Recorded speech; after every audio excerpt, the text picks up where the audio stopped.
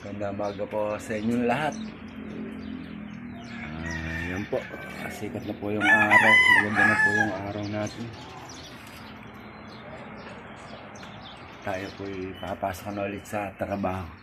Yung isa naman, papasok naman po ulit sa school. Ito po tayo sa loob ng bahay. Ayan, gagamitin na po ulit natin yung ating service.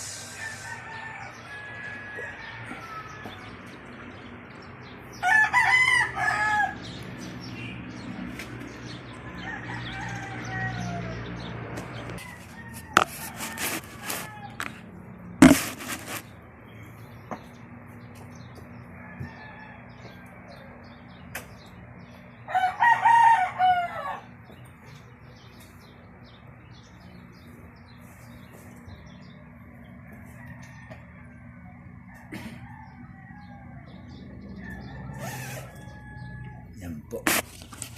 Yan na po. Siyempre, gamitin natin yung ating helmet para protected po tayo.